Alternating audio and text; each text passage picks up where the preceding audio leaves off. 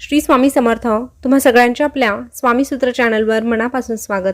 स्वामी भक्त हो, आज पुन्हा एकदा तुमच्यासाठी नवीन व्हिडिओ घेऊन आलेली आहे. व्हिडिओच्या माध्यमातून नवीन माहिती आपण जाणून घेणार आहोत.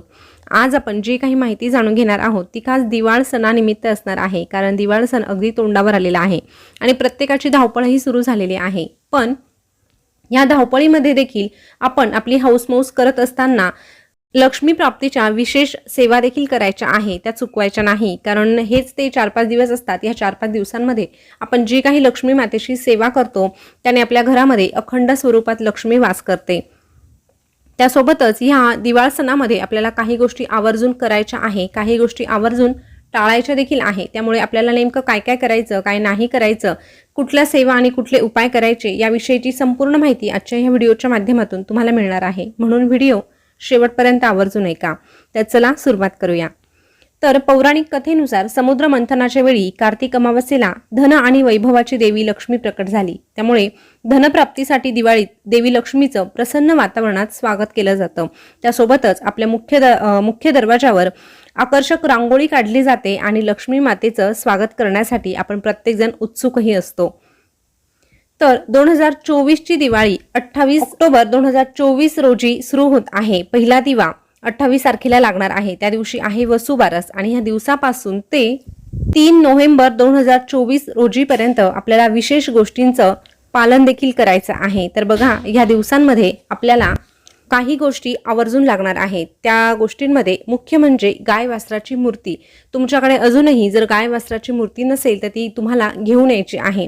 बघा, गाय वासराची मूर्ती आपल्याला वसुबारससाठी लागणार आहे. त्यामुळे या अगोदर तुम्ही घेऊन येऊ शकतात, कारण वसुबारसच्या दिवशी आपल्याकडे जर गाय वासराची मूर्ती असेल तर आपण त्याची पूजा करू शकतो. आता शेतकरी म्हटलं तर त्यांच्याकडे गाय वासर हे असतातच, पण आपल्याकडे नसतात. त्यामुळे आपल्याकडे जर अशी मूर्ती असेल तर गाय म्हटलं तर लक्ष्मीचंच रूप असते. म्हणून अशा प्रकारे जर आपण गाय वासराची पूजा केली तर आपल्या मुलांच्या दीर्घायुष्यासाठी, त्यांच्या प्रगतीसाठी देखील आपल्याला आशीर्वाद प्राप्त होत असतो. जर तुमच्याकडे गाय वासराची मूर्ती नसेल तर ती नक्कीच तुम्ही घरी घेऊन येऊ शकतात.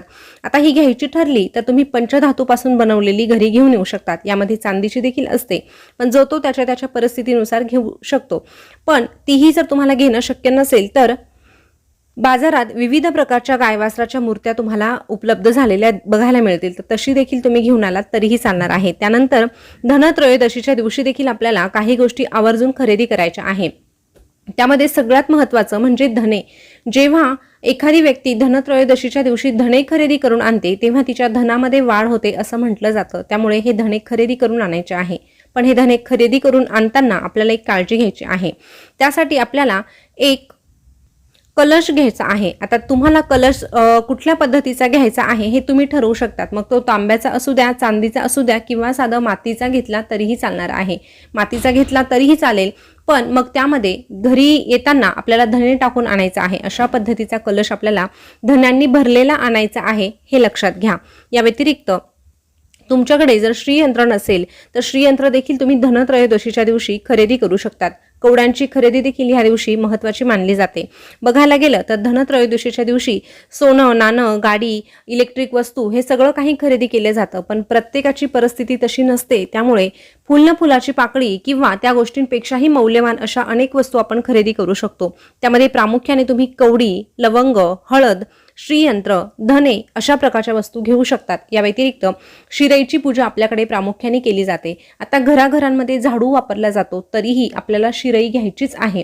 बरेच जण म्हणतात की झाडूची देखील पूजा केली तर चालते, पण हे बघा, झाडू तर आपल्याला घ्यायचंच आहे, पण छोटीशी शिरई आपल्याला घरी आणायला काहीही हरकत नाही. आणि ही शिरई घेताना जर तुम्ही धनत्रयोदशीच्या दिवशी घेतली तर निश्चितच त्याचे लाभही तुम्हाला बघायला मिळतील. या व्यतिरिक्त जर तुम्हाला झाडू खरेदी करायचा असेल तर ह्या दिवाळीमध्ये तुम्ही 3 झाडूंची एकत्रितरित्या खरेदी करा. आता 3 झाडू, बरेच जण म्हणतील की एवढे काय करायचे, तर हे बघा, दिवाळीमध्ये झाडूचं दान केलेलं खूप शुभ मानलं जातं. पण हे दान कोणाला करायचं, तर ते दान तुम्हाला फक्त मंदिरात करायचं आहे, हे लक्षात घ्या. पण मंदिरात जेव्हा तुम्ही झाडू दान करणार आहात तेव्हा तो अशा पद्धतीने ठेवायचा जेणेकरून तुम्हाला कोणीही तो झाडू ठेवताना बघणार नाही. मग तुम्ही ब्रह्ममुहूर्तावर जाऊन सकाळी जाऊन गेटवर तुम्ही तो झाडू ठेवून येऊ शकतात, किंवा तुमच्या पद्धतीने तुमच्या सोयीनुसार मंदिरात तो झाडू तुम्हाला नेऊन ठेवायचा आहे. पण फक्त गुप्तपणे झाडूचं दान करायला महत्त्व आहे, त्यामुळे अशा पद्धतीने तुम्ही झाडूचं दान धनत्रयोदशीच्या दिवशी करू शकतात. त्यानंतर आपल्याला कालाष्टमीपासून ते लक्ष्मीपूजनापर्यंत लक्ष्मी प्राप्तीच्या सेवा करायच्या आहे. त्यासाठी तुम्हाला दीपावली संच तुमच्याकडे असणं गरजेचं असणार आहे. तर दीपावली संच फक्त 101 रुपयाला मिळतो. तुमच्याजवळ जर कुठे दिंडोरी प्रणित केंद्र असेल तर त्या ठिकाणी आवर्जून तुम्ही घ्या. पण जर तो संच तुम्हाला मिळाला नाही तर कालाष्टमीपासून ते लक्ष्मी पूजनापर्यंत तुम्हाला तुमच्या घरातल्या श्रीयंत्रावर कुंकुमार्चन करायचं आहे. आणि लक्ष्मी प्राप्तीच्या सेवा म्हणजेच काय तर श्री सूक्तम, पुरुष सूक्तम, विष्णू गायत्री मंत्र, लक्ष्मी गायत्री मंत्र, व्यंकटेश स्तोत्र आणि कुबेर मंत्र, त्यासोबतच 99 मंत्र, ह्या ज्या सेवा आहेत त्या तुम्हाला 16 वेळेस करायच्या आहे. यापैकी व्यंकटेश स्तोत्र, श्री सूक्तम आणि पुरुष सूक्तम तुम्ही एकदा म्हटलं तरीही चालणार आहे. आणि ह्या सगळ्या सेवा करण्यापूर्वी तुम्हाला श्री स्वामी समर्थ या मंत्राची एक माळ जप देखील करायची आहे. कारण कुठलीही सेवा आपण गणपती बाप्पांचं स्मरण करून आणि आपल्या गुरूंच्या साक्षीने करत असतो. त्यामुळे श्री स्वामी समर्थ मंत्राची एक माळ जप करायची आणि अष्टमीपासून लक्ष्मी पूजनापर्यंत ह्या ज्या काही सेवा सांगितल्या आहे त्या तुम्हाला करायच्या आहे. या व्यतिरिक्त आपल्याला वसुबारस पासून म्हणजेच 28 तारखेपासून किंवा तुम्ही अगदीच अष्टमीपासून जरी ह्या बाकीच्या गोष्टींना सुरुवात केली तरीही चालणार आहे. त्यामध्ये कसला समावेश आहे तर दररोज न चुकता उंबरठ्यावर हळदीचं लेपन करायचं. आता बऱ्याचदा आदल्या दिवशी हळदीचं लेपन केलेलं असतं आणि दुसऱ्या दिवशी ते व्यवस्थित दिसतं म्हणून आपण ते ठेवतो. पण ह्या काळामध्ये आपल्याला तसं करायचं नाही. आपल्याला ते आदल्या दिवशीचं पुसून घ्यायचं आहे आणि पुन्हा नव्याने हळदीचं लेपन करायचं. त्यावर रांगोळीने लक्ष्मीची पावलं काढायची. या व्यतिरिक्त आता तुम्ही दिवाळीच्या ह्या दिवसांमध्ये जर प्लास्टिकची काही चिन्ह आणलेली असतील, त्यामध्ये शुभ लाभ स्वस्तिक असेल तर हरकत नाही, ते तुम्ही चिटकवू शकतात. पण वसुबारसच्या दिवसापासून ते भाऊबीजेपर्यंत तुम्हाला तुमच्या मुख्य दरवाजावर कुंकवाने शुभ लाभ आणि स्वस्तिक काढायचं आहे. हे बघा, तुम्ही प्लास्टिकचं चिटकवलेलं असेल, चांदीचं चिटकवलेलं असेल तर हरकत नाही, पण तरीही तुम्हाला कुंकवाने अशा प्रकारे शुभ लाभ लिहायचंच आहे, स्वस्तिक हे काढायचंच आहे. बघा, थोडीशी आपल्याला मेहनत करावी लागणार आहे, पण जर आपल्याला लक्ष्मी प्राप्ती हवी असेल, आपल्या घरात सुख समृद्धी नांदावी असं वाटत असेल तर ह्या गोष्टी करणं गरजेचं आहे. त्यासोबतच आपल्याला वसुबारसच्या दिवसापासून आपल्या मुख्य दरवाजाला तोरण लावायचं आहे. बघा, आता तोरण म्हटलं तर आपण झेंडूच्या फुलांचं आणि आंब्याच्या पानांचं बनवत असतो. पण अगदीच तुम्हाला तेवढा हार करणं दररोज शक्य नसेल तर हरकत नाही, तुम्ही फक्त एखादं फूल अर्पण केलं आणि एक आंब्याचं पान जरी त्या ठिकाणी लावलं तरीही चालणार आहे. पण हे काम मात्र तुम्हाला या 5 दिवसांमध्ये करायचंच आहे. त्यासोबतच वसुबारस पासून ते भाऊबीजेपर्यंत आपल्याला आपल्या मुख्य दरवाजावर एक तुपाचा दिवा प्रज्वलित करायचा आहे. तसंच तुळशी मातेजवळ देखील तुपाचाच दिवा प्रज्वलित करायचा आहे. बरेच जण म्हणतात की आम्हाला दररोज तुपाचा दिवा लावणं शक्य होत नाही. पण बघा, दिवाळ सण म्हटलं तर आपण स्वतःसाठी खूप खरेदी करत असतो.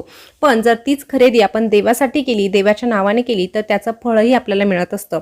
आणि ती केलेली सेवा आपली कधीही वाया जात नाही. जेव्हा आपण देवासाठी 1 रुपया खर्च करतो तेव्हा त्या ठिकाणी आपल्याला हजारो लाखो रुपये मिळत असतात, हे लक्षात घ्या. त्यामुळे या दिवसांमध्ये वसुबारस ते भाऊबीज या 5 ते 6 दिवसांमध्ये आपल्याला तुपाचाच दिवा प्रज्वलित करायचा आहे, हे लक्षात घ्या. आणि बाकीच्या ज्या पंथ्या असतात त्या आपण तेलाच्या लावल्यात तरीही हरकत नाही, पण मुख्य दरवाजावर आणि तुळशी मातेजवळ तुपाचा दिवा आपल्याला आवर्जून लावायचा आहे. तसंच या दिवसांमध्ये जर तुम्हाला शक्य असेल ईशान्य कोपऱ्यामध्ये दररोज एक तुपाचा दिवा लावायला तर नक्कीच ईशान्य कोपऱ्यामध्ये एक तुपाचा दिवा लावायचा आहे.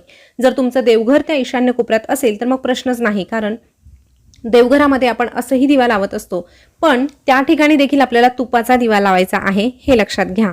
तसंच हा दिवाळ सण येण्यापूर्वी आपण आपल्या घराची स्वच्छता करत असतो. त्यामुळे स्वच्छता करत असताना आपल्या घरात जर काही जुन्या पुराण्या वस्तू पडलेल्या असतील तर त्या देखील काढून टाकायच्या आहे, ज्याचा आपण कधीही वापर करत नाही. वर्षानुवर्षे त्या वस्तू जर धूळखात पडलेल्या असतील तर त्या वस्तूंमध्ये एक प्रकारची नकारात्मकता साठत जाते आणि त्याचा परिणामही आपल्यावर नकारात्मकच होतो.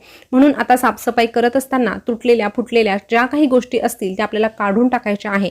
मग ती घड्याळ असू द्या, बंद पडलेली उपकरणं असू द्या किंवा इलेक्ट्रॉनिक वस्तू असू द्या, यापैकी जे जे तुम्हाला लागतच नाही त्या वस्तू तुम्हाला आवर्जून काढायच्या आहे. त्यामध्ये मुलांच्या खेळण्या जरी असल्या तरीही त्या तुटलेल्या असतील आणि त्याचा वापर होत नसेल तर त्या तुम्हाला काढून टाकायच्या आहे. अशा प्रकारे आपलं घर स्वच्छ करायचं आहे, कारण ज्या घरामध्ये स्वच्छता असते, टापटीपणा असतो, त्याच घरामध्ये लक्ष्मी माता नांदत असते असं म्हटलं जातं. त्यामुळे आपल्याला ही विशेष काळजी घ्यायची आहे. त्यासोबतच तुमच्या घराजवळ जर कुठे पिंपळाचं झाड असेल तर वसुबारसपासून ते भाऊबीजेपर्यंत ह्या दिवाळीच्या 4-5 दिवसांमध्ये दररोज त्या पिंपळाच्या झाडाजवळ तुम्ही एक तेलाचा किंवा तुपाचा दिवा लावण्याचा प्रयत्न करा.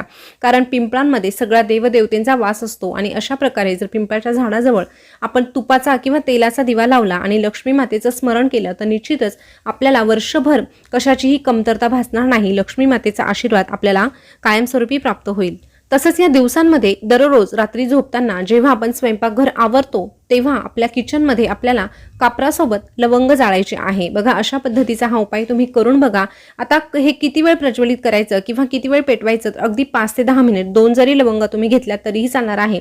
पण आपल्या किचनमध्ये जर अशा प्रकारे आपण हा छोटासा उपाय केला तर निश्चितच याने नकारात्मकता संपण्यासाठी मदत मिळणार आहे. लक्ष्मीची कृपा होण्यासाठी आपल्याला मदत मिळणार आहे. फक्त किचनमध्ये जर आपण हा उपाय करणार आहोत तर थोडीशी काळजी घ्यायची आहे आणि मग हा उपाय करायचा आहे. तर स्वामी भक्त हो, अशा प्रकारे ह्या छोट्या छोट्या गोष्टींचा अवलंब करून बघा आणि त्याचा लाभ घ्या. कुठलीही गोष्ट करत असताना मनोभावे करा, विश्वासाने करा, तरच ती फलदायी ठरत असते.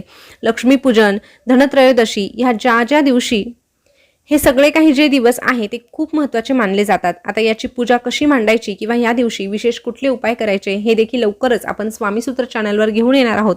त्यासाठी चॅनलला सबस्क्राईब करा. त्यासोबतच तुमची ताई हे चॅनल आहे त्यावर आपण पूजा मांडणी ही देखील दाखवणार आहोत. त्यामुळे तुमची ताई ह्या चॅनलला देखील आवर्जून भेट द्या आणि त्यावर जे व्हिडिओ येणार आहे ते बघण्यासाठी त्याही चॅनलला सबस्क्राईब करून शेजारचं बेल बटन प्रेस करून ठेवा. पुन्हा भेटूया नवीन व्हिडिओसोबत नवीन माहिती घेऊन. तोपर्यंत बोलत राहा. श्री स्वामी समर्थ. जय जय स्वामी समर्थ. श्री स्वामी समर्थ. जय जय स्वामी समर्थ. धन्यवाद.